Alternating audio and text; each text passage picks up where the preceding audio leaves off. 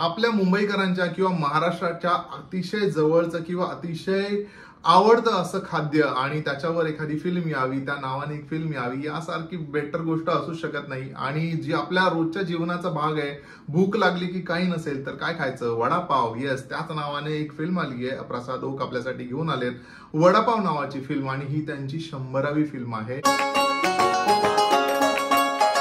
कौटुंबिक फिल्म आहे. हे टीजर बघितल्यानंतर कळलंय की एका फॅमिली बद्दलची ही कथा असणार आहे, आणि जी त्याची रेसिपी आहे की जी त्याची पाककृती आहे ही अतिशय नात्यांमध्ये जे वेगवेगळे शेड्स असतात, आणि जसं एखाद्या डिशमध्ये वेगवेगळे फ्लेवर्स असतात, जे वडापावमध्ये वेगवेगळे फ्लेवर्स असतात, त्याप्रमाणेच फिल्मची स्टोरी असणार आहे. एकंदर असा अंदाज टीजर नंतर आलाय. बट बॉस, मला प्रामुख्याने बोलायचंय प्रसाद ओक यांच्याबद्दल. म्हणजे त्यांची ही 100वी फिल्म आहे आणि सातत्याने मराठी इंडस्ट्रीमध्ये ते काम करताय मागचे कित्येक वर्ष, आणि हा त्यांचा 100वी फिल्म आहे. 100 फिल्म्स कन्सिस्टंटली काम करत राहणं आणि 100वी फिल्म करणं, यार यासाठी ना खूप वेगळ्या प्रकारची जिगर लागते. त्यांचे रिसेंटली आलेले काही प्रोजेक्ट हे खूप छान प्रोजेक्ट आहे. त्यांनी दिग्दर्शनात देखील पदार्पण केलंय, आणि आय वॉज व्हेरी फॉर्च्युनेट की एका प्रोजेक्टमध्ये काही काळासाठी मला त्यांचा सहवास लाभला किंवा त्यांना बघता आलं.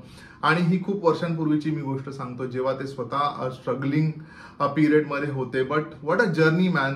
तेव्हा म्हणजे तिथपासून आतापर्यंत कन्सिस्टंटली काम करत राहणं आणि स्वतःची 100वी फिल्म घेऊन येणं, मला थोडं नॉस्टॅल्जिक देखील वाटलं जेव्हा मी हे वाचलं की त्यांची 100वी फिल्म आहे.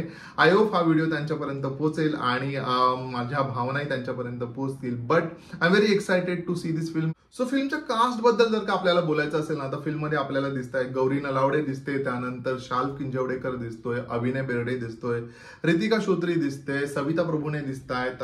त्यामुळे हे सगळे कॅरेक्टर्स त्यांच्या परीने त्यांचा फ्लेवर आणतील, आणि ही जी रेसिपी आहे ना, याला एक मजेशीर रेसिपी करतील. सेम वे जसं वडापाव खाल्ल्यानंतर आपल्याला एक जी सॅटिस्फॅक्शन वाली फिलिंग येते, त्याचप्रमाणे मला वाटतं यांची ऍक्टिंग बघताना किंवा यांचं काम बघताना, आणि त्यावर ऑब्व्हियसली प्रसाद ओक स्वतः ह्या फिल्ममध्ये आहेतच. सो मजा येणार आहे ही रेसिपी बघायला. तिचा ट्रेलर आल्यानंतर तुमच्यासाठी तिचा रिव्ह्यू घेऊन येईनच. तोपर्यंत तुम्ही पाहिलाय का हा टीजर? नसेल पाहिला तर नक्की जाऊन पहा, आणि माझा रिव्ह्यू कसा वाटला मला कॉमेंट करून सांगा.